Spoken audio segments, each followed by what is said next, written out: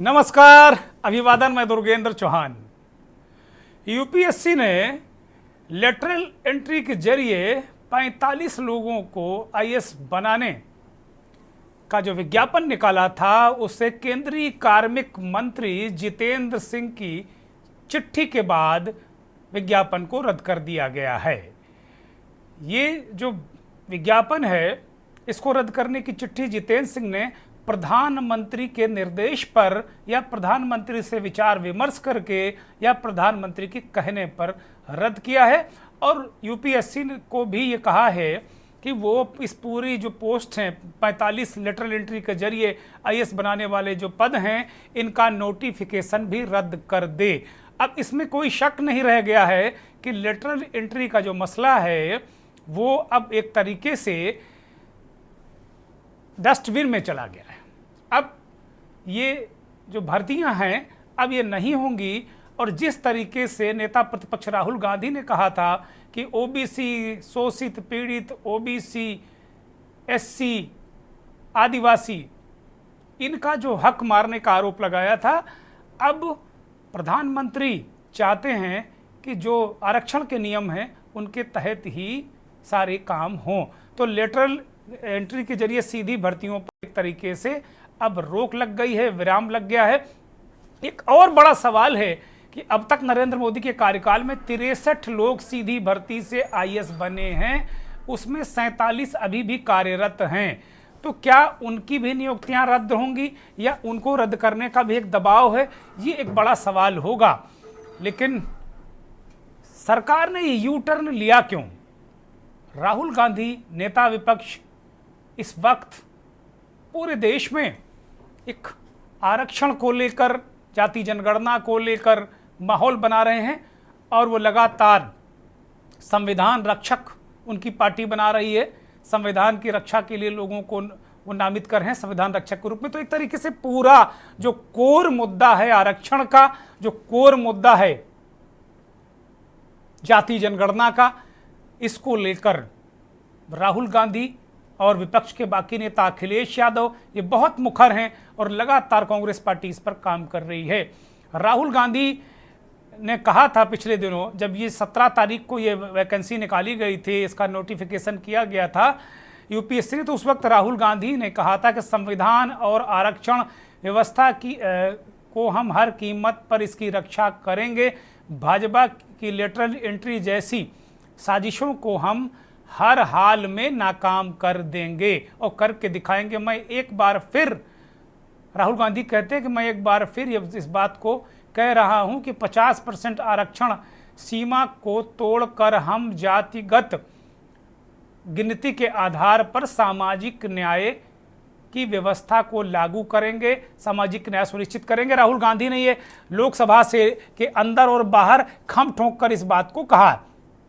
अब मसला यही है कि क्या जो ये यू टर्न लिया है सरकार ने, क्या राहुल गांधी का दबाव है, क्या नेता प्रतिपक्ष का दबाव है, क्या विपक्ष का दबाव है, क्या ये बहुत सारे इस तरीके के मसले उभर रहे हैं।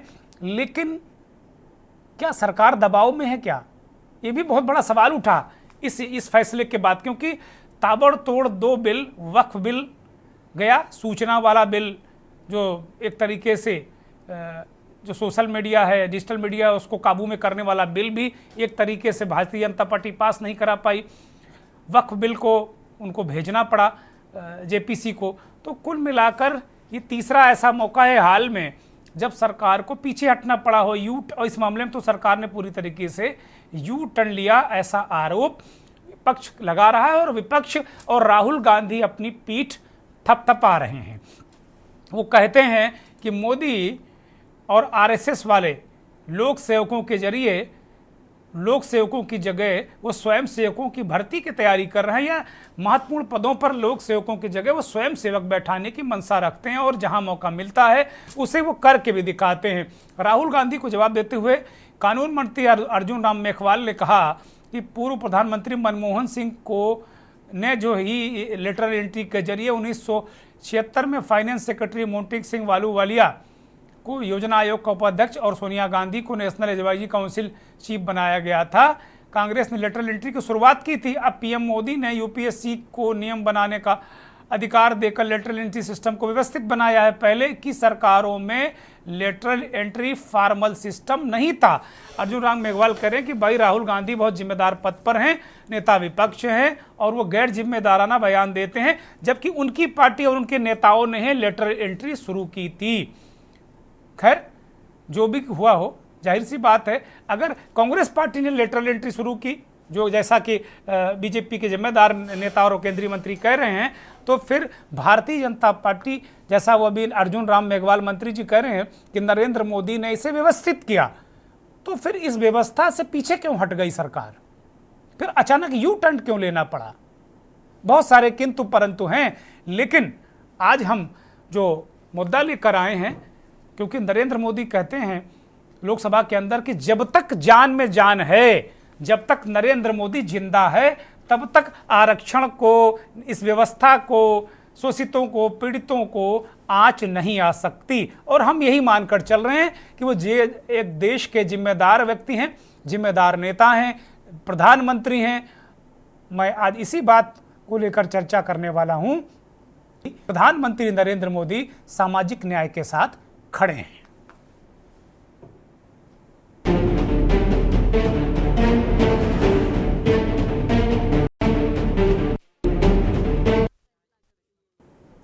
तो सामाजिक न्याय के साथ क्या नरेंद्र मोदी खड़े हैं? इसीलिए यह फैसला यू टर्न लिया गया। ये आज सवाल मंथन में हम करेंगे। और मैं व्यक्तिगत रूप से इस बात को मानता हूं कि नरेंद्र मोदी इस देश के प्रधानमंत्री हैं। संसद के अंदर जो बात वो कहते हैं वो उस पर वो अमल करेंगे, ऐसा पूरा देश को भरोसा है। और शायद इसीलिए जब ये आरक्षण का मुद्दा नेता विपक्ष राहुल गांधी ने उठाया, संपूर्ण विपक्ष ने उठाया कि लेटरल एंट्री के जरिए हक मारा जा रहा है, शोषितों, पीड़ितों, गरीबों का हक मारा जा रहा है, तो इस मामले में उन्होंने कार्मिक मंत्रालय को कहा कि वो एक चिट्ठी लिखे लोक सेवा आयोग के अध्यक्ष को कि वो इस लेटरल एंट्री के विज्ञापन को रद्द कर दे और साथ ही इस नोटिफिकेशन को भी रद्द कर दे। तो इसका मतलब ये हुआ कि सामाजिक न्याय के बारे में प्रधानमंत्री सोच रहे हैं, गंभीरता से सोच रहे हैं। अब राहुल गांधी ने जो ट्वीट किया था वो, और अर्जुन राम मेघवाल जो केंद्रीय मंत्री हैं, उनके भी बयान आप सुन लीजिए।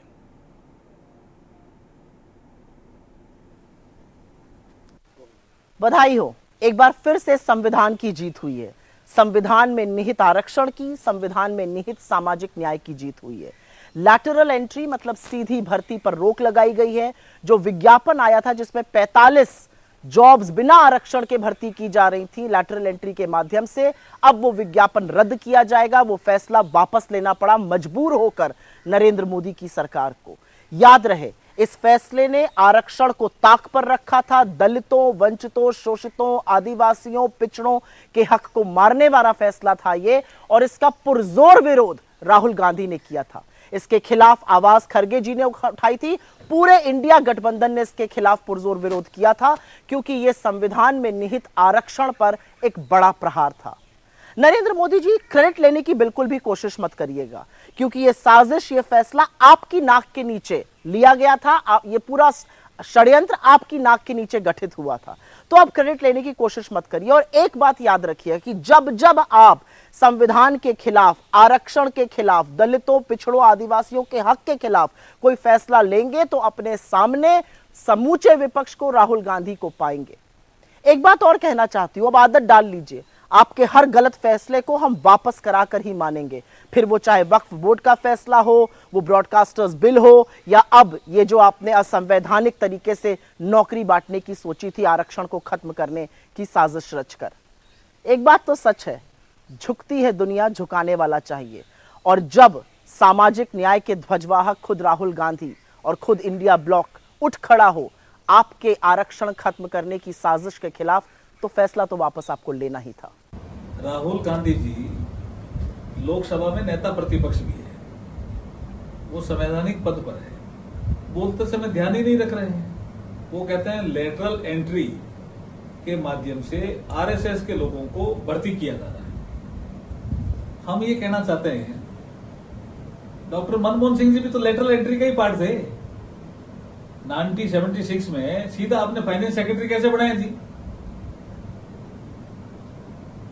आपके जो प्लानिंग कमीशन के उपाध्यक्ष आलूवालिया जी, मोन्टेंग सिंह आलूवालिया, वो भी लेटरल एंट्री के ही पार्ट थे। तो ऐसे ऐसे आपको सैकड़ों उदाहरण मिल जाएंगे। प्रधानमंत्री जी नरेंद्र मोदी जी आए तब उन्होंने कहा भी इसकी कोई व्यवस्था है क्या, या जिसके जी चाहे उसको ही ले लेते हैं। जैसे एनएससी, एक नेशनल एडवाइजरी कमीशन बनाया, सोनिया गांधी जी उनकी अध्यक्ष बनी। ये क्या है भाई, ये कॉन्स्टिट्यूशनल पोस्ट है क्या? प्रधानमंत्री कॉन्स्टिट्यूशनल पोस्ट है, प्रधानमंत्री के ऊपर आपने बैठा दिया।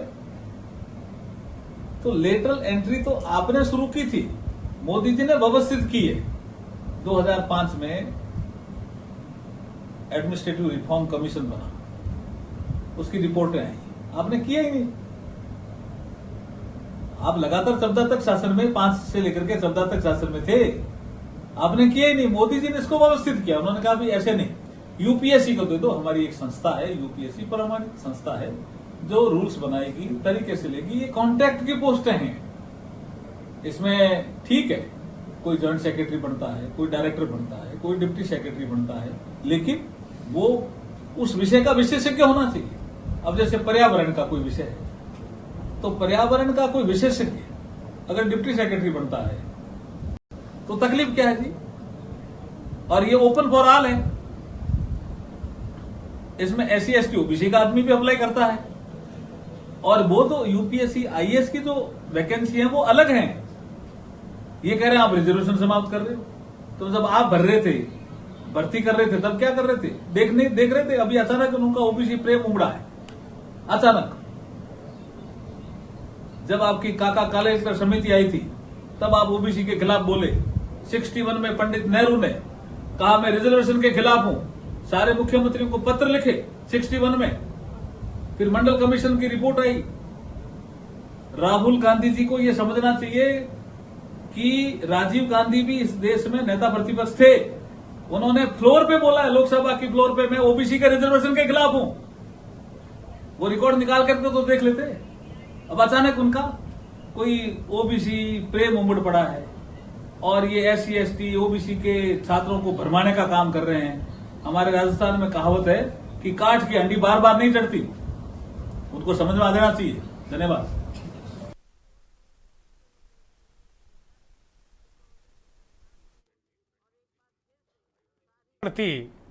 ये कहावत तो अपनी जगह बिल्कुल ठीक है, लेकिन अब किसके लिए फिट बैठती है? क्योंकि विपक्ष भी नरेंद्र मोदी और उनकी पार्टी के लिए बार बार ये कहता है कि काठ की हांडी बार बार नहीं चढ़ती। इस बार भी वो कह रहा था, लेकिन मोदी जी प्रधानमंत्री हो गए। अब विपक्ष वाली भाषा सत्ता पक्ष भी बोलने लगा विपक्ष के लिए। तो क्या जितना दबाव में विपक्ष था, क्या सत्ता पक्ष भी अब उतना ही दबाव में आ गया है? 10 सालों तक जितना दबाव में विपक्ष था, वो बार बार कहता था काठ की हांडी, काठ की हांडी अब अर्जुन मेघवाल भी कहने लगे हैं। तो क्या दबाव में सरकार है, इसलिए यू टर्न मारा है सरकार ने? और उदाहरण तो मनमोहन सिंह से लेकर मोन्टेग सिंह आलूवालिया उदाहरण तो दिए हैं, बड़े मजबूत उदाहरण हैं। फिर इसमें क्या दिक्कत है? और वो कह रहे हैं राहुल गांधी का अचानक दलित ओबीसी प्रेम जाग गया है। प्रेम किसी का भी जाग सकता है, अच्छी बात है। कोई अगर अपनी गलतियां सुधार लेता है तो वो भी बहुत अच्छी बात है। राहुल गांधी ने इस पूरे जो ये लेटरल एंट्री का जो समापन हुआ एक तरीके से, और उसके बाद उनका बयान आया कि ये संविधान की जीत है, उन शोषित पीड़ित लोगों की जीत है, वो सर्वहारा समाज की जीत है। उनके लिए आरक्षण की लड़ाई हम लगातार लड़ते रहेंगे। हमारे साथ मेहमानों का एक पैनल जुड़ गया है। डॉक्टर ओम सुधा राष्ट्रीय अध्यक्ष हैं एससी एसटी ओबीसी संयुक्त मोर्चा के। बहुत स्वागत, बहुत धन्यवाद, बहुत आभार डॉक्टर ओम सुधा आपका। ब्रजेंद्र प्रताप सिंह वरिष्ठ पत्रकार हैं, राजनीतिक विश्लेषक हैं, और लेटरल एंट्री पर ब्रजेंद्र गाहे बगाहे ऑफ स्क्रीन ऑन स्क्रीन लगातार बात कर रहे हैं।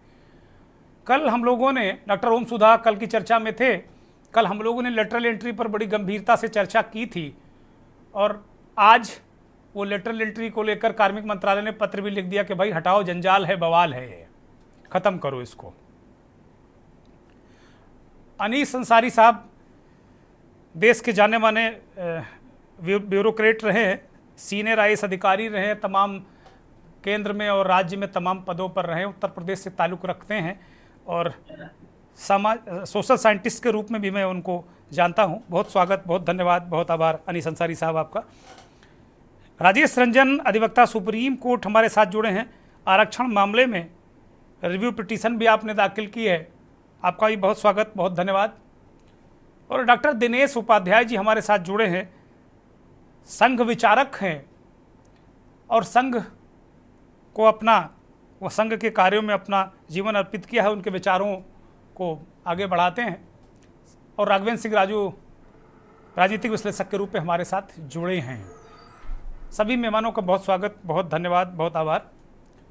मेरी जो शुरुआत है इस कार्यक्रम की वो मैं आज डॉक्टर दिनेश उपाध्याय से ही करना चाहूँगा, क्योंकि विपक्ष लगातार ये कह रहा है कि भाई ये लेटरल एंट्री के जरिए ये लोक सेवक नहीं स्वयं सेवक भर्ती करने का ये अभियान था डॉक्टर दिनेश उपाध्याय, और उस अभियान को रद्द कराने में विपक्ष कामयाब हो गया।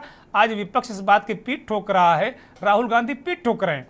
कांग्रेस की प्रवक्ता ने अभी कहा कि मोदी जी आप पीठ मत ठोकिएगा, पहले ही उन्होंने डिस्क्लेमर लगा दिया कि ना ना ना आप मत ठोकिएगा, क्योंकि सब बवाल की जड़ आप ही हैं कुल मिलाकर। तो डॉक्टर दिनेश उपाध्याय, ये आरएसएस प्रचारकों या विचारकों इनको भर्ती करने के लिए क्या लेटरल एंट्री का अभियान चलाया गया, या तमाम जगह जैसे आरोप लगते हैं कि भाई तमाम कुलपति आरएसएस के हैं, तमाम ये हैं, पूरी व्यवस्था को आरएसएस ने हाईजैक कर लिया? डॉक्टर दिनेश उपाध्याय साहब, स्वयं सेवक मात्र स्वयं सेवक होता है। राष्ट्र के अंदर कार्य करना, सामाजिक समरसता, सामाजिक सद्भाव, कुटुंब प्रबोधन, इसका कार्य राष्ट्रीय संगठन लगा है।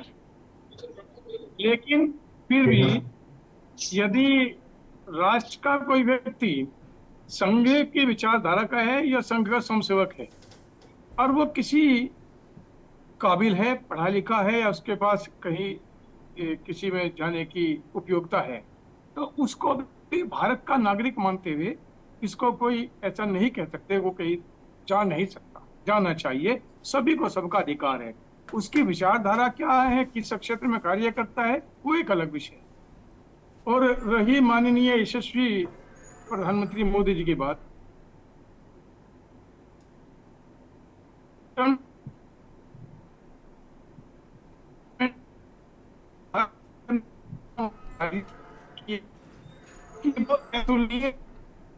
अभी भी दिनेश जी का नेटवर्क कुछ गड़बड़ है, दिनेश जी को फोन पर जोड़ा जाए, मुझे लगता है उनकी बात आ नहीं पा रही है, कुछ व्यवधान है।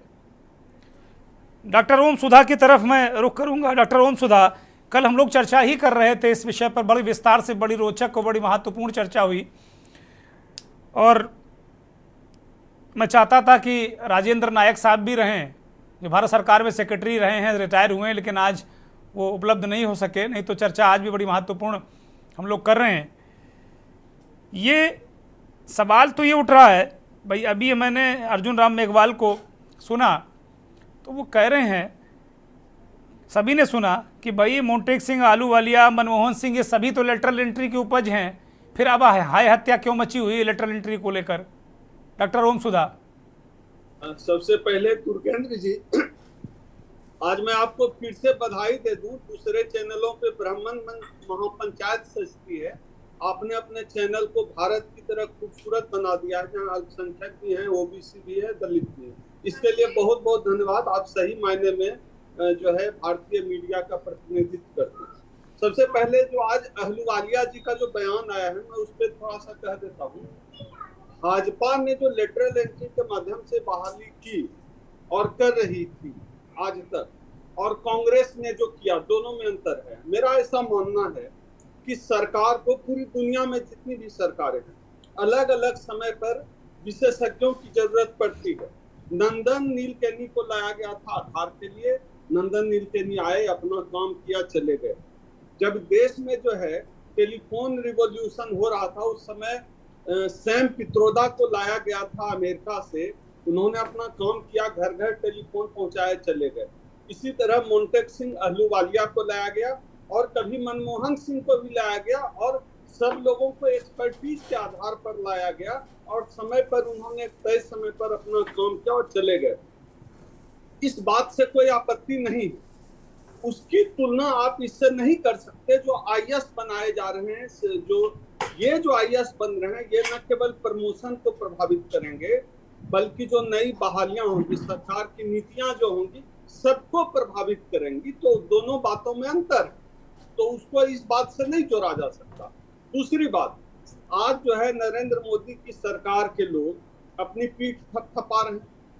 भैया, इस तरह से आप डायरेक्ट आईएएस बनाने का स्कीम लेकर आए, आप अपने स्कीम लेकर आए और अपने जो है उसको खत्म करने का पीठ थपथपा रहे हैं। इसके पीछे दो कारण है। एक तो मैं ये विपक्ष के लिए नहीं कहूंगा कि पीठ थपथपा रही है, क्योंकि वो अपना काम कर रहे हैं। उनका काम ही है जनता की आवाज बनना। इस मामले में विपक्ष जनता की आवाज बनी। आज भले ही कांग्रेस पार्टी आज बोल रही हो, लेकिन आप देखेंगे हमने जो है रामलीला मैदान में लेटरल एंट्री के मुद्दे पर 2 साल पहले रैली की जी। और कम से कम 20 कार्यक्रम मैं कर चुका हूं, लेटरल एंट्री पे करा चुका हूं देश भर में, और हम ये मुद्दे उठा चुके हैं। ये अचानक कोई ओवरनाइट मुद्दा नहीं बना है। डॉक्टर ओम सुधा, जरा माइक को करीब करिए, आपकी आवाज स्पष्ट दर्शकों तक नहीं जा पा रही है। ये बहुत ही गंभीर मसला है और इस मसले पर हम लोग लगातार काम कर रहे थे। ये नहीं है कि ओवरनाइट जो है राहुल गांधी जी को सपना आया और उन्होंने इस पे लेटरल एंट्री पे बोल दिया। ये लगातार हम लोग कई कार्यक्रम कर चुके हैं। मैं कम से कम 2-3 सालों में 20-30 सभाओं में लेटरल एंट्री का मुद्दा उठा चुका हूं और हमारे जैसे तमाम लोग इस मुद्दे पर काम कर रहे हैं। हमने रामलीला मैदान में उदित राज जी के साथ रैली की, उसमें लेटरल एंट्री 2 रैलियों में हमारा मुद्दा रहा है। तो ये जनता का मुद्दा है और विपक्ष को बहुत बहुत साधुवाद, राहुल गांधी जी को साधुवाद। उन्होंने दलितों के सवाल को, पिछड़ों के सवाल को उठाया। लेकिन यह मैं मानता हूं इस देश की जो 85% SC ST OBC के लोग हैं उनकी जीत है और सही मायने में यह बाबा साहब के संविधान की जीत है। लेकिन यह एक इशारा और कर रहा है, जिस उन्मादी तरीके से 2024 के पहले सरकार कर रही थी, अब कम से कम बैकफुट पे आ रही है। और इनका दलितों से प्रेम हमने देखा है। जब रोहित वेमुला के मामले में इनके मंत्री ने चिट्ठी लिखी थी, केंद्रीय मंत्री ने रोहित वेमुला के खिलाफ चिट्ठी लिखी थी और रोहित वेमुला को सुसाइड करना पड़ा था। ये लोग आरक्षण को लेकर इतना सजग होते तो आज तक इस देश में सीवर में सफाई करने के लिए इतने लोग मरे जाते हैं। सीवर में हर साल सफाई करने के दौरान इतने दलित, अगर दलितों से प्रेम होता तो मशीन से सफाई क्यों नहीं कराते? टेक्नोलॉजी दलितों के लिए क्यों नहीं लाते? मेरा तो यह मानना है, जिस दिन सीवर की सफाई में कोई ब्राह्मण मरेगा उस दिन इस देश में सीवर की सफाई मशीन से होने लगेगी। यह इस देश की सरकार, खासतौर पर अभी जो सरकार है, यह जो है प्रो सवर्ण सरकार है। मुझे लगता है कि आप ब्राह्मणों से कुछ नाराज हैं ज्यादा।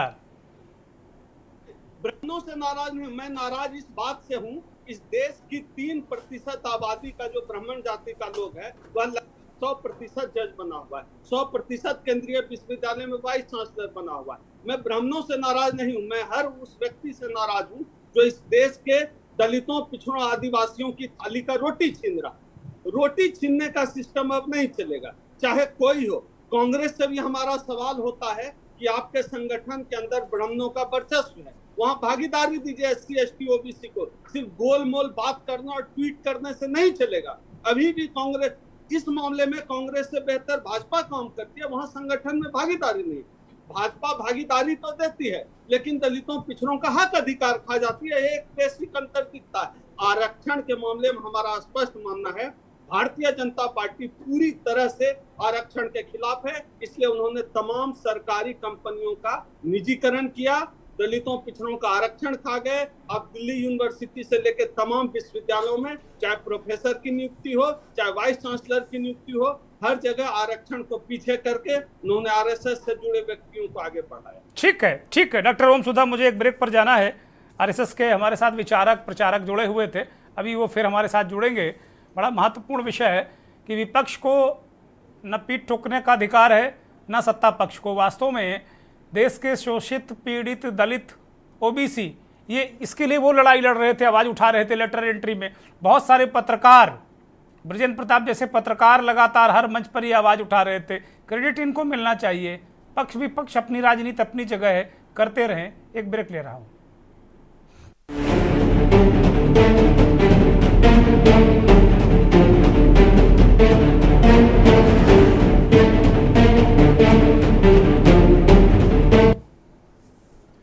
ब्रेक से लौट आए हैं और सीधे रुख करेंगे अनीस अंसारी साहब का।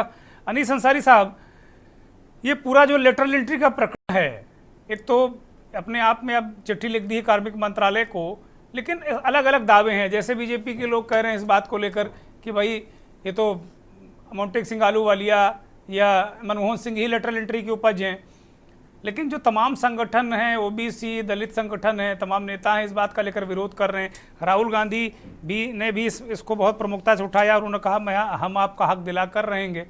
और आज प्रधानमंत्री कार्यालय को प्रधानमंत्री की सहमत से कार्मिक मंत्रालय ने एक पत्र लिख दिया कि भाई इसे रद्द करो, ये बवाल है, जंजाल है। सरकार बैक फुट पर आई है। क्या समझा होगा, क्या समझ के निकाला, क्या समझ के वो पीछे हटे? और हाल के 3 फैसले बड़ी जल्दी जल्दी इस तरीके के हुए, सरकार दबाव में नजर आ रही है क्या? जी, मुझसे जी आप ही से प्रश्न है अनीस जी। देखिए, सरकार ने जो वापस लिया है ये फैसला, इसका इस्तेमाल करना चाहिए, क्योंकि अगर समझदारी देर में भी आ जाए तो उसमें कोई नुकसान नहीं है, मुल्क का फायदा होगा। जी, ये गलत फैसला था कि लेटरल एंट्री से 45 लोग आईएएस की नौकरी में दाखिल किए जाएं कॉन्ट्रैक्ट बेसिस पे। इसके 2 अहम पहलू हैं। एक तो ये कि रिजर्वेशन अगर दिया भी होता तो भी लेटरल एंट्री के जरिए जो ब्यूरोक्रेसी जो कॉन्स्टिट्यूशन में आर्टिकल 312, 311 इसमें प्रावधानित है, उसमें घुसपैठ कराना प्राइवेट सेक्टर से मुल्क के लिए फ़ायदेमंद नहीं है।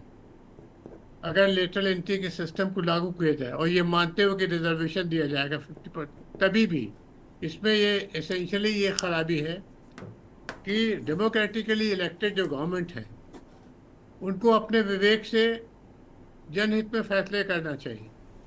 अगर कारपोरेट के लोगों को बैकडोर से एंट्री देंगे लेटरल एंट्री के नाम पर, उनके एक्सपर्टीज रखेंगे और खाली एक्सपर्टीज ले ले तो शायद नुकसान ना हो। अगर वो फाइलें चलाना शुरू करेंगे जिसमें वो राय देंगे कि डॉक्टर अनीस अंसारी, जरा इसको जरा विस्तार से बताइए। बड़ी अच्छी बात आप बता रहे हैं। मैं बता रहा हूँ। एक तो ये है कि लेटरल एंट्री क्या है इस देश के लोग, मुझे लगता है बहुत कम लोग समझते हैं। बहुत तो एक तो लोग जानते हैं, तभी इतनी मुखालफत हुई है जी। लेटरल एंट्री बुनियादी तौर पर कॉन्स्टिट्यूशन के जो प्रोविजन है ब्यूरोक्रेसी के, परमानेंट ब्यूरोक्रेसी के, उसमें इंडोर्ट कर रही है, उसमें घुसपैठ कर रही है। देखिए, पार्लियामेंट्री डेमोक्रेसी जैसी हमारे यहाँ है, इसमें ये मान के चलते हैं, कानूनी सिस्टम यही है कॉन्स्टिट्यूशन में, कि जब कभी भी गवर्नमेंट की मेजॉरिटी गिर जाए पार्लियामेंट में तो गवर्नमेंट गिर जाती, या असेंबली में मेजॉरिटी गिर जाए तो गवर्नमेंट गिर जाती है, सूबे की भी और राष्ट्र की भी। इसलिए परमानेंट ब्यूरोक्रेसी का कंसेप्ट ज़रूरी था कि गवर्नमेंट की लाइफ जो है वो अनसर्टेन होती है, दल बदली हो जाए, कोई और प्रॉब्लम हो जाए तो गवर्नमेंट गिर सकती, गिरी भी है, बहुत सी गवर्नमेंट गिरी। तो ऐसी सूरत में एक परमानेंट ब्यूरोक्रेसी चाहिए जो न्यूट्रल टू पॉलिटिक्स हो, जो किसी पॉलिटिकल आइडियोलॉजी को सब्सक्राइब न करती हो और ऑब्जेक्टिवली एडवाइस करे जो भी गवर्नमेंट हो, चाहे बीजेपी की सरकार आए, कांग्रेस की हो या कोई और सरकार हो। ब्यूरोक्रेसी की जिम्मेदारी है कि वो ईमानदारी से निष्पक्ष होकर अपनी राय दे सरकार को, और सरकार जो फैसला कर दे अपने विवेक से, फिर उसको ईमानदारी से लागू करे। इस कंसेप्ट को तोड़ता है लेटरल सिस्टम, क्योंकि लेटरल सिस्टम में जो अभी तक आए हैं लोग, ये सब कारपोरेट वर्ल्ड के लोग हैं, और कारपोरेट वर्ल्ड की जो लॉयल्टीज़ हैं उनके तहत वो गवर्नमेंट को एडवाइस करेंगे। मसलन एनवायरनमेंट की मिनिस्ट्री में अगर ये इशू आता है कि इतने पेड़ों को काट दिया जाए या ना काटा जाए, तो उस वक्त ये बहुत क्रूशियल इशू हो जाएगा कि जो एडवाइस कर रहा है मिनिस्टर को, ऑनरेबल मिनिस्टर को, वो आदमी किसी कारपोरेट की लॉयल्टी में बैठा हुआ है या निष्पक्ष वो काम कर रहा है। ठीक बात है। तो जितनी भी इकोनॉमिक मिनिस्ट्रीज हैं, जितने भी एनवायरमेंटल मिनिस्ट्रीज हैं, इन सब में खास तौर से इस बात की जरूरत होती है कि आप सही राय दें ऑब्जेक्टिवली, जिसमें आपको कोई लाग लपेट ना हो।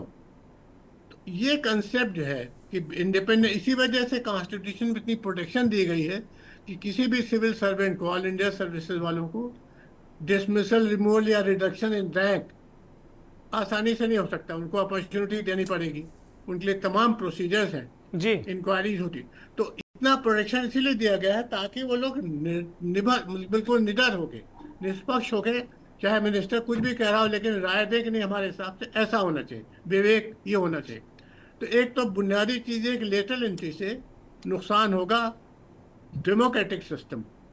बजाय इसके कि इलेक्टेड गवर्नमेंट हुकूमत करे, इलेक्टेड गवर्नमेंट फैसले करे, पॉलिसी डिसीजन ले, कारपोरेट वर्ल्ड के लोग घुसेंगे इसमें, और फिर वो कारपोरेट वर्ल्ड की जो मुनाफा कमाने की जो आइडिया होता है, क्योंकि कारपोरेट वर्ल्ड का तो बेसिक प्रिंसिपल ये है maximising the profit of shareholder, जी इससे वो निकल नहीं सकते। तो जब शेयर होल्डर के प्रॉफिट को मैक्सिमाइज करने का ही ऑब्जेक्ट है, तो फिर डेमोक्रेटिक सिस्टम में वो काम नहीं होता। दूसरी बात, मैं इस बात को मानता हूँ, शायद ये बहुत आसान है समझाना, कि गवर्नमेंट को डोमेन एक्सपर्टीज की जरूरत होती है। अगर आपको कहीं चांद पर भेजना है किसी को, तो you need a technologist, scientist जो उस डोमेन में एक्सपर्ट हो। ये तो एक्सट्रीम मिसाल है, लेकिन रोजमर्रा की जिंदगी में भी एक्सपर्टीज की जरूरत होती है। अब उस एक्सपर्टीज को लेने के लिए बहुत से सोर्सेज हैं। ऑलरेडी कोई भी ऐसा डिपार्टमेंट नहीं है जहां एक्सपर्ट हेड ऑफ डिपार्टमेंट या उनके नीचे काम न कर रहे हो। और मान लें कि वो सब जानकार नहीं, मान लें एग्रीकल्चर में Indian council of agriculture research जो है कुछ नहीं जानती, जी और किसी प्राइवेट सेक्टर के बड़े एक्सपर्ट आदमी को लाना, तो आप ले आइए उसको, लेकिन उसको सिविल सर्विसेज कुर्सी में बैठाना तो जरूरी नहीं है। उसको आप कॉन्ट्रैक्ट दे दिए, उससे जॉब ले लीजिए, भाई 5 साल 10 साल हम आपसे ये काम लेंगे, इतने पैसे देंगे, आप हमारे बताइए कि क्लाइमेट रेजिलियंट जो है बीज कैसे उगाए थे, और करके दिखाए वो 5 साल 10 साल में। तो जो डोमेन एक्सपर्टीज है उसको कॉन्ट्रैक्ट पे लेने में कोई नुकसान नहीं है, बशर्ते कि आप कॉन्स्टिट्यूशनल ढांचे को और डेमोक्रेटिक सिस्टम को अफेक्ट न कर दें। तीसरी चीज रिजर्वेशन की है। रिजर्वेशन बहुत ही अहम इशू है। हमारा मुल्क 2-2.5 साल से जमींदारी, फ्यूडल सिस्टम, रजवाड़े इसमें रहा है, और ये सिर्फ 70-75 साल, यानी कहाँ 2,500-3,000 साल और कहाँ 70-75 साल, बिल्कुल अभी हम लोगों ने शुरुआत की है डेमोक्रेसी की। तो ऐसे डेमोक्रेटिक सेटअप में अगर आप उन बिरादरियों को जिनके ऊपर 2,500 साल 3,000 साल से डिस्क्रिमिनेशन हुआ है, उनको पढ़ने नहीं दिया गया, उनको इज्जत से ज़िंदगी नहीं गुजारने देगी, अगर आप उनको मौका नहीं देंगे लेवल प्लेइंग फील्ड का, तो फिर हमारा मुल्क बहुत ही अनइक्वल रहेगा। अभी भी अनइक्वल है। आपको ये जान के मेरे ख्याल में आप जानते होंगे पिछले 10 सालों में इकोनॉमिक और वेल्थ इनइक्वालिटी इस मुल्क में बढ़ी है। तो अब जब इकोनॉमिक और वेल्थ इनइक्वालिटी बढ़ती जा रही है, उसका डेटा है, और सोशल इनइक्वालिटी तो मिसालें रोज देखते हैं। आईपीएस का अफसर अपनी शादी में घोड़े पे चढ़ता है यूपी में, तो उस पर पत्थर मारे जाते हैं, उस बेचारे को डीएम के पास जाना पड़ता है, डीएम उसकी मदद नहीं करते, फिर वो हाई कोर्ट में जाता है, हाई कोर्ट से जब ऑर्डर मिलता है कि नहीं शेड्यूल कास्ट है लेकिन इसको राइट है घोड़े पे चढ़ने का, तब वो हेलमेट लगा के घोड़े पे चढ़ता है, फिर भी वहां के ठाकुर जो है उसको परेशान कर। ऐसी इनइक्वल सोसाइटी में, इतनी इनइक्वल सोसाइटी में अगर आप रिजर्वेशन को सीरियसली नहीं लेंगे और हर वक्त मनुवाद को बढ़ाने की कोशिश करेंगे, जिसका सबसे बड़ा ठेका आरएसएस ने ले रखा है पिछले 100 सालों में, आरएसएस वालों ने अगर कोई काम करने की कोशिश की है तो ये है कि मनुवाद को बढ़ावा दिया जाए। और ऐसे सिस्टम को हमें कॉन्स्टिट्यूशन ऑलरेडी रिजेक्ट करता है। कॉन्स्टिट्यूशन में प्रेम्बल से लेकर आर्टिकल 14, 15, 16, 25, 17 अमित दर्जनों, और directive principle of state polity दर्जनों आर्टिकल्स मिल जाएंगे जहां इक्वालिटी को और बर्थ की बुनियाद पे इनइक्वालिटी को खत्म करने की, इक्वालिटी को बढ़ाने की और बर्थ की बुनियाद पे इनइक्वालिटी को सप्रेस करने के प्रोविजंस हैं। आरएसएस वालों को अब तक समझ में आना चाहिए कि जो डेमोक्रेसी का चक्का आगे बढ़ा है अब ये रुकने वाला नहीं है, ये आपके हाथ में नहीं है। ये 85% डिप्रेस क्लासेस के हाथ में है। और डॉक्टर अम्बेडकर के अल्फाज में डिप्रेस क्लासेस, जिसमें आज हम ओबीसी, दलित, पसमानदा कम्युनिटीज, औरतें, किसान, मजदूर, इन सबको शामिल करते हैं। आप इस 85% आबादी को अगर जगह नहीं देंगे इज्जत की, 50% भी जगह नहीं देना चाह रहे हैं, उनके टैलेंट को स्वीकार नहीं करना चाह रहे, तो किस किस्म की डेमोक्रेसी आपने लगाई? फिर तो आप बिल्कुल साउथ अफ्रीका की अपार्थाइड पॉलिसी है वो लागू कर दीजिए, लेकिन वो पॉलिसी चल नहीं सकती, क्योंकि जनता, हमारे सारे पड़ोसी जो हैं, पाकिस्तान, बांग्लादेश, श्रीलंका, नेपाल, म्यांमार, इन सब में हम लोगों ने अपनी एक जिंदगी में देखा है कि जब जनता को के साथ बहुत ज़्यादा इस्टेब्लिशमेंट जाती करता है तो लोग सड़कों पर उतरते हैं। उस दिन से डरना चाहिए। हमें डेमोक्रेसी के जो प्रिंसिपल कॉन्स्टिट्यूशन में दिए गए हैं उनको ईमानदारी से लागू करने की कोशिश ठीक बात है।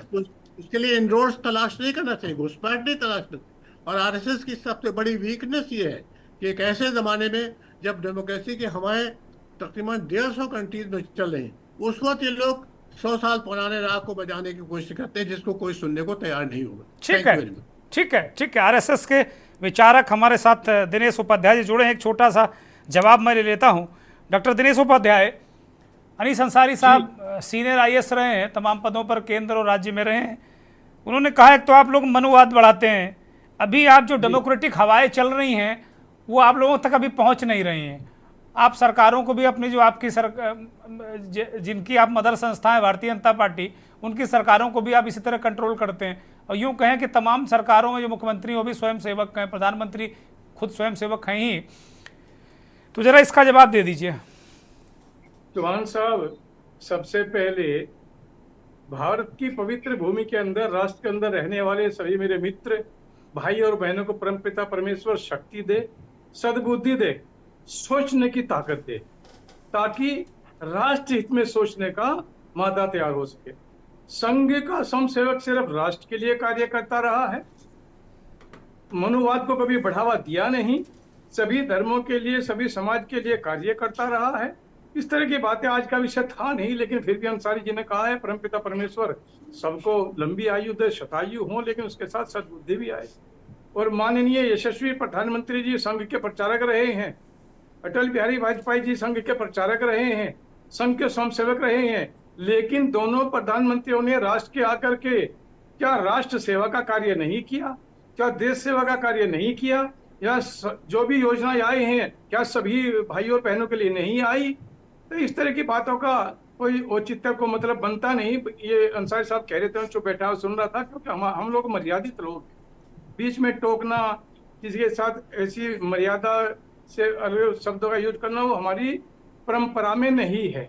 राष्ट्र की परंपरा यही है कि हम लोग सबको सम्मान दें, जिसका जो विवेक है वो उसको बोलेगा। और रही यूपीएससी वाला मसला, राष्ट्र के अंदर पक्ष और विपक्ष को मिलकर के कार्य करते रहे हैं, मिलकर के कार्य करते हैं। जब भी दिनेश जी माफी के साथ में मैं धृष्टता कर रहा हूं, चूंकि बहुत ही आप शालीन व्यक्ति हैं और मैं धृष्टता कर रहा हूं। मैं एक छोटा सा सवाल जोड़ रहा हूं। अनीस अंसारी साहब कह रहे हैं कि भैया ये लेटरल एंट्री से कॉरपोरेट वर्ल्ड के लोग वहां घुस जाएंगे, फिर अगर आरे का जंगल है या हंसदेव का जंगल है, अगर उससे किसी अडानी, किसी अंबानी, किसी टाटा, किसी बिरला को फायदा होगा तो वो कटवा डालेंगे। उनको फिर ये चिंता नहीं कि ये पेड़ किसकी माँ ने लगाया था, हमारी माँ ने लगाया था कि अनीस अंसारी साहब की माँ ने लगाया था कि दिनेश उपाध्याय और ब्रजेंद्र प्रताप की माँ ने लगाया था, वो कटवा देंगे। ये बड़ा खतरा है लेटरल एंट्री से। राष्ट्र के अंदर इंसाफ होगा, इस तरह की भावनाओं को कभी को उपजने दिया जाए, इस तरह की कोई विचार, कोई संभावना, कोई भाव हमारा है नहीं, न सरकार का है। सभी के साथ इंसाफ होगा। और जब भी मैं उसी विषय पे आने वाला था, राष्ट्र के अंदर पक्ष और विपक्ष को मिलकर के काम करना चाहिए। अगर कोई चीज ऐसी होती है, विपक्ष का विषय, उस बात को उजागर करे। और उजागर करना, जिसको विपक्ष कहते हैं ना जी, ये प्रतिपक्ष, ये एक ही कभी उनकी सरकार रही है, आज हमारी सरकार है, भविष्य का कुछ पता नहीं चलता। राष्ट्र के अंदर सभी लोगों को एक साथ के साथ विचारवान रह करके, मैं ये नहीं कहता कि इंसान से कभी भी अपना मत या अपना विचार ही सर्वोपरि होता है। आज मैं अगर कोई राष्ट्र के अंदर बात कहता हूँ तो सबके साथ ठीक मिलकर है, बात करनी चाहिए। ठीक है, कहीं कोई चूक होती है सबके साथ मिलकर बात करनी चाहिए। ठीक है डॉक्टर लेकिन दिनेश उपाध्याय। 10 एक लाइन कह के अभिव्यक्ति की आजादी सबको है, मर्यादित अभिव्यक्ति की आजादी राष्ट्र के अंदर नहीं ठीक है, मैं लौटूंगा। ब्रजेंद्र प्रताप सिंह पिछले 42 मिनट से हमारे साथ मौन व्रत धारण करके हम सबको सुन रहे हैं। ब्रजेंद्र प्रताप सिंह, लेटरल एंट्री का मुद्दा आप लगातार जब भी मेरे साथ आप चर्चा में रहे हैं, भले ही वो विषय न रहा हो, लेकिन आपने उसको कहीं ना कहीं उठाया है। तो आज इस पर सरकार ने यू टर्न लिया है, पीछे हटी है। 17 को विज्ञापन होता है और आज वो वापस करने के लिए बात हो रही है। प्रधानमंत्री जी के निर्देश पर वो चिट्ठी लिख दी गई है, लेटरल एंट्री को रद्द कर दिया गया। नहीं, संसारी साहब ने अलग तरीके के खतरे बताए। इस ओर तो मेरा भी दिमाग नहीं गया था कि कारपोरेट वाले घुस जाएंगे, जंगल कटवा डालेंगे, पता नहीं किसकी गर्दन न कटवा दें वो, ये भी प्रॉब्लम है नहीं। दुर्गेन जी, आप सबको मेरा प्रणाम, नमस्कार। और मैं आज मैं प्रधानमंत्री जी को आपके चैनल के जरिए आभार व्यक्त करना चाहता हूं कि उन्होंने 85% और इस देश की बात सुनी, और राहुल गांधी और उनके साथियों को भी मैं बधाई देता हूं कि उन्होंने ये आवाज पुरजोर तरीके से उठाई और इस देश की जो यहाँ के मूल निवासी हैं, जो 85% से कहीं ज्यादा आबादी है, और केवल ये जाति और पिछड़ेपन के आधार पर नहीं, अंसारी साहब ने जो बात कही, जो भी लोकतंत्र को प्यार करने वाले लोग हैं, जो भी डेमोक्रेसी के ढांचे को इस देश में ठीक देखना चाहते हैं, वो सब लोग आज प्रधानमंत्री की तारीफ करेंगे, राहुल गांधी को भी बधाई देंगे। और पक्ष और प्रतिपक्ष ने, मैंने तो एक कार्यक्रम में किया है कि सामाजिक न्याय के साथ खड़े मोदी, जरा एक बार वो वाइप चला दिया जाए भाई। ब्रजेंद्र प्रताप बधाई दे रहे हैं, हमारी तरफ से भी बधाई प्रधानमंत्री को। हाँ जी, मैंने आपकी तरफ से बधाई दिया, मैं आपका हिस्सा होकर बधाई दे रहा हूं जी। तो अब ये लेटरल एंट्री हो गई, कांग्रेस कुछ कहेगी, भारतीय जनता पार्टी कुछ कहेगी। कांग्रेस की सरकारों ने भी और भारतीय जनता पार्टी की सरकारों ने भी जो आरक्षण था उसके साथ जब समय मिला है तब उसके साथ खेल किया है, छेड़छाड़ की है। आज प्रधानमंत्री नरेंद्र मोदी जी का जो एक फैसला है, इसके 3 दिन पहले से सुबुगाहटें शुरू हो गई थी, इसमें भी क्रेडिट लेने की तैयारियां थी। दुर्गेन जी, जब ये जो एनडीए है जी, एनडीए के सहयोगियों को आगे किया गया था कि ये सदन में अपनी बात रखें और ये माहौल बनाने की कोशिश करें कि नहीं, हमारे दबाव के कारण ये हो रहा है। चिराग पासवान का बयान आपने सुना होगा जी। 2 दिन पहले से चिराग पासवान के जो पिता थे रामविलास पासवान, वो तो कहते थे हमको सांस्कृतिक आरक्षण चाहिए। अभी तो पद्मश्री की गिनती करेंगे तो वहां दलित पिछड़े नहीं है, मुसलमान नहीं है। रामविलास पासवान तो मैं गिनती करूंगा ब्रजेंद्र, ध्यान रखो, किसी दिन इसी कार्यक्रम में गिनती करके रखूंगा जी। तो ये जो प्रधानमंत्री ने अब किया है, तो ये जो किया ये अच्छा है, बधाई है। डेमोक्रेसी, जो अंसारी साहब की बात से मैं बहुत सहमत हूं, और मैं उपाध्याय जी की बात का भी सम्मान इसलिए कर रहा हूं। लोकतंत्र को जो प्यार करने वाले लोग हैं, वो ये जो घुसपैठ थी, कारपोरेट सेक्टर इसमें घुस चुका था। वहां तक तो ये भी था कि किसको कौन मंत्री लाया है, कौन मंत्री किसको लाया है। और अभी मैं उपाध्याय जी का भी ध्यान भेज देता हूं कि जो सेबी की जो चेयरपर्सन हैं जी, उनके ऊपर भी रिपोर्ट आ गई ना जी। अच्छा होता कि उनसे भी लगे हाथ इस्तीफा ले लेते। चुनाव उत्तर प्रदेश का आने वाला है 27 में, महाराष्ट्र में चुनाव है, जम्मू कश्मीर में चुनाव की तैयारियां सरकार ने करा दी हैं, और इस फैसले के सारे प्रोस्पेक्ट्स को आप इस इलेक्शन से भी जोड़कर देखिए। हरियाणा भी है।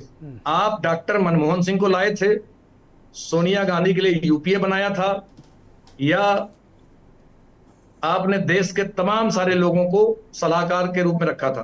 दुर्गेन जी, नगर निगम से लेकर देश की तमाम सरकारें अलग अलग स्टेट में एडवाइजरी बोर्ड रखती हैं, अपने सलाहकार रखते हैं, उसमें आरक्षण, निजीकरण, ये सब बातें हैं। आरक्षण का भी घपला है। सलाहकार तो अघोषित सलाहकार सरकार चलाते हैं। राज्यपालों के गवर्नर हाउस में भूल जाइए, एक हाथ देखने वाला अलग से सरकार चला रहा है, उनको कुंडली बताने वाला अलग सरकार चला रहा है। ये तो चल ही रहा है। असली है कि जो दिख रहा था, जिस पर देश आंदोलित हो रहा था, उसको आपने वापस कर लिया, इसलिए आप बधाई के पात्र हैं।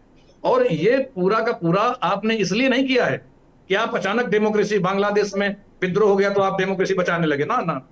ये इसलिए हुआ है कि ये लोग जानते हैं कि जो बहुतायत में पिछड़ा समाज है, दलित आदिवासी है, भारतीय जनता पार्टी की सरकार से खुश नहीं है। ये लोग इंडिया ब्लॉक की तरफ जा रहे हैं, गए हैं, और उत्तर प्रदेश जैसे बड़े राज्य में इनकी सीटें आधी हुई हैं। हरियाणा, महाराष्ट्र और जम्मू कश्मीर, ये कहीं भी अब हारना नहीं चाहेंगे, कोई भी सरकार हारना नहीं चाहेगी। अब ये कहां से साजिश हुई थी कि प्रधानमंत्री को इतनी देर में ये बात समझ में आई? 2014 से 24 हो गया, इतनी देर में प्रधानमंत्री को बात उनके सलाहकार, उनका एनडीए, उनके सहयोगी दल इतनी देर में समझा पाए। ठीक है, तो इसके पीछे शुद्ध चुनावी गणित है। ठीक बात, डेमोक्रेसी बच रही है चुनाव के कारण। ठीक बात है। मतलब चुनाव आप समझ रहे हैं कि भाई इन राज्यों का चुनाव है, झारखंड का भी चुनाव है, तो आदिवासियों की भी चिंता होगी। ये सिर्फ और सिर्फ चुनावी गणित है। इस सरकार ने अपना फायदा उठा लिया है। अच्छा। आप देखिए दुर्गेन जी, इस देश में जो हाईवे बनाने वाले, हमारे जो हाईवे के मिनिस्टर हैं नितिन गडकरी जी, वो बार बार ये कहते हैं कि हम हाईवे की रफ्तार में कितनी तेजी से बढ़ रहे हैं, और हाईवे बनाने वाली कुल जमा कितनी कंपनियां हैं देख लीजिए।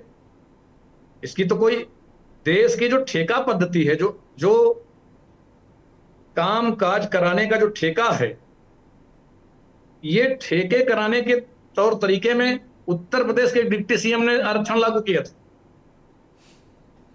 आपको याद होगा, उन्होंने कहा 27% आरक्षण हमको यहां चाहिए। ठेका कराने वाले लोग राज्यसभाओं के अंदर हैं, बड़े बड़े आरक्षण चाहिए। लेकिन जो आरक्षण, जो अनीश साहब बात कहते हैं, या जिसके लिए दिनेश उपाध्याय जी चिंतित हैं, कि जो भारत की संवैधानिक व्यवस्था है, जो कॉन्स्टिट्यूशन का ढांचा है, उसके भीतर रहकर आप काम करिए। ठीक है, और तभी आप देश के लिए डेमोक्रेसी को ठीक है। बचाने के लिए मैं आऊंगा। राजेश रंजन काफी देर से इंतजार कर रहे हैं, अधिवक्ता हैं, वरिष्ठ अधिवक्ता हैं सुप्रीम कोर्ट के। आरक्षण मामले में एक रिव्यू पिटीशन भी राजेश रंजन ने दाखिल की है। राजेश रंजन, आरक्षण को लेकर, लेटरल एंट्री को लेकर क्या आप नजरिया रखते हैं, और सुप्रीम कोर्ट में आपने क्या आज कहा है वहां पर? देखिए दुर्गेंद्र जी, मेरी आवाज आ रही है? हाँ, दर्शक सुन रहे हैं, बोलिए कृपया। यस, हाँ सर, मैंने बड़ा ध्यान से आपके सारे पैनलिस्ट को सुना अभी। देखिए, लेटरल एंट्री की बात जब होती है किसी भी गवर्नमेंट एक्शन में, लेटरल एंट्री को तो छोड़िए, पहले किसी भी गवर्नमेंट का एक्शन है, तो एक Maneka Gandhi versus Union of India बड़ा फेमस केस हुआ है जी, और ऑनरेबल सुप्रीम कोर्ट ने एक जजमेंट पास किया है Maneka Gandhi versus Union of India में, कि कोई भी government action that must be just, fair and reasonable. ये जस्ट, फेयर और रीजनेबल 3 वर्ड्स बताए हैं। अगर लेटर एंट्री से जो वैकेंसी अभी रिक्रूटमेंट प्रोसेस चलना था, क्या वो जस्ट था, क्या वो फेयर होता? और जब जस्ट और फेयर नहीं होगा तो 100% मैं श्योर हूं कि रीजनेबल नहीं होगा। इसके पीछे का आप देखिए ऑब्जेक्ट क्या था। किसी भी गवर्नमेंट एक्शन के पीछे का ऑब्जेक्ट होना चाहिए। क्या ऑब्जेक्ट था? सारे पैनलिस्ट ने बड़े विस्तार से इस पर कहा, मुझे बहुत विस्तार में जाने की जरूरत नहीं है। एक और बात कहता हूं कि जो रिक्रूटमेंट होती है यूनियन ऑफ इंडिया की, जो यूपीएससी करती है या स्टेट गवर्नमेंट जो करती है, वहाँ की पीसीएस है, पब्लिक सर्विस कमीशंस है, तो यूनियन की होती है that is regulated by section article 309 constitution of India. उसका ओपनिंग वर्ड्स ही है subject to the constitutional provisions. कोई भी रिक्रूटमेंट है सब्जेक्ट टू कॉन्स्टिट्यूशनल प्रोविजंस का क्या मतलब है कि that is subject to the part 3 of the constitution. Part 3 क्या कहता है? That is fundamental rights. अगर फंडामेंटल राइट्स नहीं कहीं वायलेट हो रहा है तो रिक्रूटमेंट प्रोसेस जो है सो इलीगल है जी। अगर आर्टिकल 14, 15 और राजेश 16 का राजेश जी, yes, अभी अनीस अंसारी साहब ने कहा कि अगर ये आरक्षण के नियमों का पालन करते हुए भर्ती होती तब भी ये नियम विरुद्ध है। कि इसमें तभी कारपोरेट नियम घरानों के लोग मैं- बैठ जाते हैं। ये जो मैं ब्यूरोक्रेसी आपके- की शुचिता है, उसकी पवित्रता है या उसका स्थायित्व है, वो खत्म हो जाता आप और वो कारपोरेट सारे के हक में तमाम फैसले करने लगते। तब क्या करते हैं हम? ये सारे पैनलिस्ट की बात मैंने सुना, ध्यानपूर्वक सुना। ऐसी बात है कि गवर्नमेंट का तर्क क्या हो सकता है, या गवर्नमेंट क्या तर्क दे रही है? गवर्नमेंट ये तर्क दे रही है कि हम हाईली क्वालिफाइड बंदे को ला रहे हैं, या वो ज़्यादा एजुकेशनल क्वालिफिकेशन उनकी अच्छी है। क्या ऐसा करके गवर्नमेंट अपनी ही जो यूपीएससी का एग्जामिनेशन होता है, वर्ल्ड की सबसे one of the toughest examination, आप जो रिक्रूट कर रहे हो, आप कहीं ना कहीं अंडरमाइन कर रहे हो उसको। क्या दिखाना चाहते हो कि जो यूपीएससी से जो एम्प्लॉयड बंदे हैं वो इस काबिल नहीं है कि देश को संभाल सके? ठीक बात है, ठीक बात है। इसलिए मैंने मेनका गांधी केस का रेफरेंस दिया है कि जो लेटरल एंट्री से जो वैकेंसी हो रही है रिजर्वेशन पे, तो सबने कहा है कि रिजर्वेशन जो भी ऑब्जेक्ट हो, लेकिन रिजर्वेशन खत्म करने का एक गवर्नमेंट का ये बहुत बड़ा हथियार था ये लेटरल एंट्री से। लेकिन मैंने मेनका गांधी केस का रेफरेंस दिया कि that must be just, fair and reasonable. हमें संदेह है कि जस्ट तो है नहीं, क्योंकि रिजर्वेशन खा रही है किसी की, फेयर है नहीं। स्वाभाविक है कि कौन से लोग आएंगे, चाचा ताऊ वाला जो कहानी चल रहा था वही चलता, और स्वाभाविक है कि जब ये जस्ट और फेयर नहीं रहा तो किसी भी तरह से रीजनेबल नहीं। ठीक है राजेश जी, अब मैं राघवेंद्र राजू को चर्चा में लेता हूँ। राघवेंद्र जी, काफी देर से आपके पास आ रहा हूँ, माफी चाहता हूँ। राघवेंद्र राजू, अभी बड़ी महत्वपूर्ण बात ब्रजेंद्र प्रताप ने कहा, इसका सार ये है कि 4 राज्यों में चुनाव हैं, अभी महाराष्ट्र का घोषित करने की स्थिति में नहीं आए हैं, वहां हड़बड़ी चल रही है कि क्या करें, अभी कराएं कि ना कराएं। जम्मू कश्मीर में कर दिया है, अभी झारखंड में भी नहीं घोषित हुआ, हरियाणा का घोषित हो गया। ये जो 4 राज्यों के चुनाव हैं, इसमें कोई जोखिम बीजेपी नहीं लेना चाहती, नरेंद्र मोदी और उनकी टीम बिल्कुल नहीं लेना चाहती, और ये बवाल था, जंजाल था, और इसके बहाने एक अलग तरीके का माहौल विपक्ष और खास तौर पर कांग्रेस पार्टी और तमाम संगठन बना रहे थे। तो और उत्तर प्रदेश का 27 भी इसी में कहीं ना कहीं निहित है, और अभी जो 10 विधानसभा के चुनाव हैं वो भी एक माहौल तो बनाएंगे ही, जिसके पक्ष में अगर उनका नतीजे आते हैं। क्या मानते हैं राघवेंद्र राजू आप? देखिए दुर्गेन जी, ये तो निश्चित तौर पर है कि जो सुधारात्मक उपाय हैं, अभी आपने देखा हो कि पिछले दिनों कई पत्र लिखे सहयोगी दल थे, माननीय हमारे भारतीय जनता पार्टी के सहयोगी दलों में भी इन सब चीज़ों की चिंता थी। अलग अलग अनुप्रिया पटेल चिट्ठी लिखती हैं, कहीं ओम प्रकाश राजभर मुद्दा उठाते हैं, डॉक्टर संजय निषाद उठाते हैं, और मांग पूरी ना होने के बाद फिर डॉक्टर संजय निषाद पीजी देखते हैं एम्स में भर्ती भी हो जाते हैं। कहने का तात्पर्य यह है कि जो पत्र लिखा गया, और ये पत्र में यह भी दिया गया कि ये 45 पद जो है विशेष हैं और इनमें सुधार होना चाहिए, सुधारात्मक उस दृष्टिकोण से कि इसमें जो आरक्षण है वो मोदी सरकार मानती है कि जो आरक्षण की नीतियां हैं वो सही तरीके से इनका पालन हो पा रहा है या नहीं हो पा रहा। लेकिन दुर्गेन जी, एक बात ध्यान करिए कि 1966 में जब प्रशासनिक सुधार आयोग का गठन हुआ, और इसके बाद 1977 में भी आप देखिए कि मोरारजी देसाई की सरकार थी, और मुख्य आर्थिक सलाहकार को नियुक्त करने के बाद जो स्थितियां थी वो ठीक है, हम कह रहे हैं उस समय ये स्थितियां नहीं थी। लेकिन 2005 में जब अटल बिहारी वाजपेयी की सरकार थी और इंडिया शाइनिंग का नारा दे रही थी, और नारा देने के बाद जब वो सत्ता से गई और उसके बाद जब कांग्रेस की यूपीए सरकार आई, दुर्गेंद्र जी उस समय यूपीए सरकार के वीरप्पा मोइली जी वरिष्ठ नेता थे, ये लेकर के तो वो आए कि प्रशासनिक पदों पर किस तरीके से लोगों को बैठाला जाए, प्रशासनिक पदों से कैसे लोगों को लाभान्वित किया जाए। तो जब यूपीए सरकार में वीरप्पा मोइली जी ला रहे थे, तब दूसरे 2 आयोगों ने इसका समर्थन किया था। तो आज जो तर्क है वितर्क है, सच कहने की ताकत नहीं है। पूर्व IAS महोदय कह रहे थे कि उत्तर प्रदेश में जो दलित घोड़े पे बैठता है तो उसको ठाकुर पत्थर मारता है। तो जब हमारा सोच इस स्तर पे आ जाएगा और हम यहाँ पर आने लगेंगे, हम जाति और जातियों में उन्माद कहने की राजनीति करने लगेंगे, क्या प्रतिभाएं इससे प्रभावित नहीं होती? क्या योग्यताओं को और जो है और आरक्षण पे आरक्षण और आरक्षण पे आरक्षण, आप आरक्षण की कभी समीक्षा नहीं करेंगे क्या? तो ये तमाम जो चीजें हैं, विसंगतियां हैं, उन विसंगतियों पर सच कहने का और डिबेट में भी सच बोलने का जज्बा होना चाहिए। अगर जो आज कानून की व्यवस्था है, लाइन ऑर्डर है, उन लाइन ऑर्डर में मैं नहीं समझता दुर्गेन जी कि कोई ठाकुर किसी की बारात में कोई पत्थर फेंक रहा हो। तो मुझे ये बात समझ से परे है। अरे दिल से मत लीजिए, दिल से मत लीजिए राघवेंद्र राजू, दिल से मत लीजिए। मतलब दिल से नहीं, वो दबंग लोग होंगे, वो दबंग लोग होंगे भाई। देखिए अच्छे बुरे लोग हर जगह हो सकते हैं, किसी भी समाज में हो सकते हैं। गलत लोग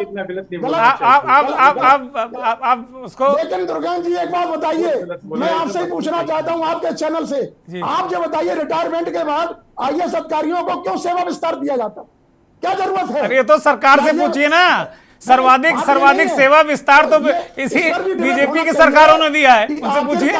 60 साल जब रेजुलेशन पास है कि 60 साल आप रिटायरमेंट का है, और उसके बाद लगातार सेवा विस्तार आप नहीं देख रहे हैं, केंद्र से लेकर प्रदेश तक। अभी भी विधानसभा में तमाम मुद्दे रोजाना उनके लोग उठाते हैं कि विधानसभा के सदस्यों को लेकर के, तो ये तमाम मुद्दे हैं, इनमें भी जो सेवा विस्तार ठीक है, तमाम जो आरक्षण पर है, इन पर एक बहुत बड़ा एक समीक्षा होनी चाहिए, और निश्चित तौर पर देश में सुधारात्मक पहल होनी चाहिए, किसी जाति विशेष को लेकर के, और केवल वोट की राजनीति में, थोक की राजनीति। ठीक है राघवेंद्र जी, मैं एक छोटी सी टिप्पणी उपाध्याय जी से लेता हूं। उपाध्याय जी, एक छोटी सी टिप्पणी, अनीस अंसारी जी ने भी कहा, ब्रजेंद्र प्रताप सिंह ने भी कहा कि भाई एक छोटी सी टिप्पणी मैं आपकी चाहता हूं, फिर मैं कार्यक्रम खत्म करूंगा। अनीस जी को एक मौका मुझे देना है जी।